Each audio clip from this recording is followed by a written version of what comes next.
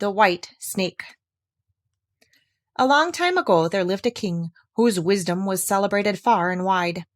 Nothing was unknown to him, and the news of the most secret transactions seemed to reach him through the air. Now he had one very odd habit. Every day at dinner, when the courtiers had withdrawn and he was quite alone, a trusted servant had to bring in another dish. It was always covered, and even the servant did not know what it contained, nor anyone else, for the king never uncovered it till he was alone. This had gone on for a long time, when one day the servant who carried the dish was overcome by his curiosity and took the dish to his own room. When he had carefully locked the door, he took the dish cover off and saw a white snake lying on the dish. At the sight of it, he could not resist tasting it, so he cut a piece off and put it into his mouth. Hardly had he tasted it, however, when he heard a wonderful whispering of delicate voices. He went to the window and listened, and he noticed that the whispers came from the sparrows outside. They were chattering away and telling each other all kinds of things that they had heard in the woods and fields. Eating the snake had given him the power of understanding the language of birds and animals. Now it happened on this day that the queen had lost her most precious ring, and suspicion fell upon this trusted servant, who went about everywhere. The king sent for him and threatened that if it was not found by the next day, he would be sent to prison. In vain he protested his innocence. He was not believed. In his grief and anxiety, he went down into the courtyard and wondered how he should get out of this difficulty. A number of ducks were lying peaceably together by a stream, stroking down their feathers with their bills, while they chattered gaily. The servant stood still to listen to them.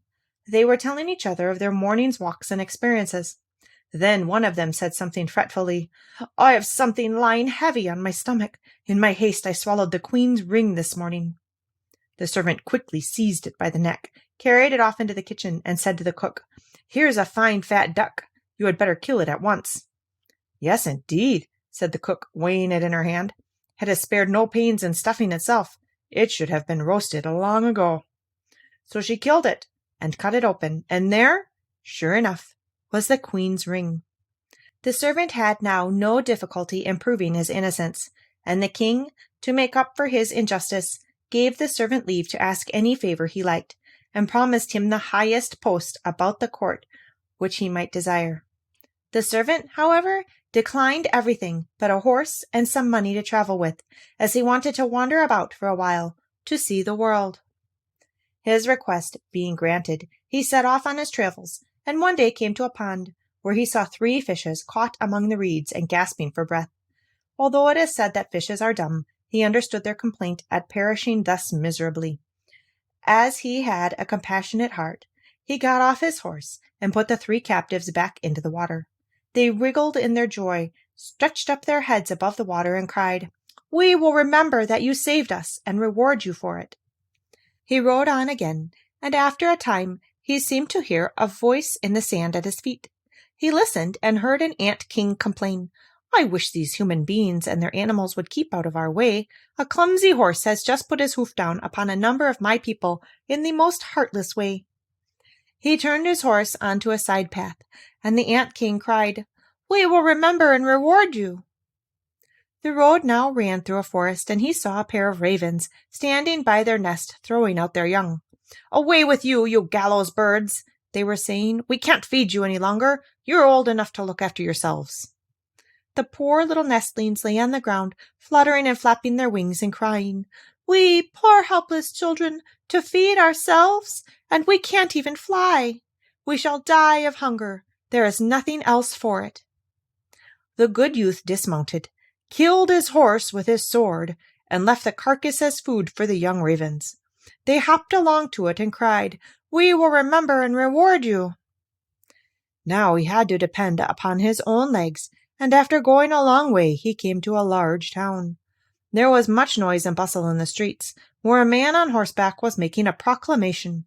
"The king's daughter seeks a husband, but anyone who wishes to sue for her hand must accomplish a hard task, and if he does not bring it to a successful issue, he will forfeit his life." Many had already attempted the task, but they had risked their lives in vain. When the youth saw the princess, he was so dazzled by her beauty that he forgot all danger, at once sought an audience with the king, and announced himself as a suitor. He was immediately led out to the seashore, and a golden ring was thrown into the water before his eyes. Then the king ordered him to fetch it out from the depths of the sea, and added, "If you come to land without it, you will be thrown back every time until you perish in the waves." Everyone pitied the handsome youth, but they had to go and leave him standing solitary on the seashore. He was pondering over what he should do, when all at once he saw 3 fishes swimming towards him. They were no others than the very ones whose lives he had saved. The middle one carried a mussel shell in its mouth, which had laid upon the sand at the feet of the youth. When he picked it up and opened it, there lay the ring. Full of joy, he took it to the king, expecting that he would give him the promised reward. The proud princess, however, when she heard that he was not her equal, despised him and demanded that he should perform yet another task. So she went into the garden herself and strewed 10 sacks of millet seed among the grass. "He must pick up every one of those before the sun rises tomorrow morning," said she. "Not a grain must be missing." The youth sat miserably in the garden, wondering how it could possibly be done. But as he could not think of a plan, he remained sadly waiting for the dawn, which would bring death to him. But when the first sunbeams fell upon the garden, he saw the 10 sacks full to the top, and not a grain was missing. The ant king had come in the night with thousands and thousands of his ants, and the grateful creatures had picked up the millet and filled the sacks. The princess came into the garden herself, and saw with amazement that the youth had completed the task. But still she could not control her proud heart, and she said, "Even if he has accomplished these 2 tasks, he shall not become my husband till he brings me an apple from the tree of life." Well, the youth had no idea where to find the tree of life. However, he started off, meaning to walk as far as his legs would carry him, but he had no hope of finding it. When he had traveled through 3 kingdoms, he was one night passing through a great forest, and he lay down under a tree to sleep. He heard a rustling among the branches, and a golden apple fell into his hand. At the same time, 3 ravens flew down and perched on his knee, and said, "We are the young ravens you saved from death. When we grew big and heard that you were looking for the golden apple, we flew across the sea to the end of the world, where the tree of life stands, and brought you the apple." The youth, delighted, started on his homeward journey, and took the golden apple to the beautiful princess, who had no further excuse to offer. They divided the apple of life, and ate it together, and then her heart was filled with love for him, and they lived happily to a great age.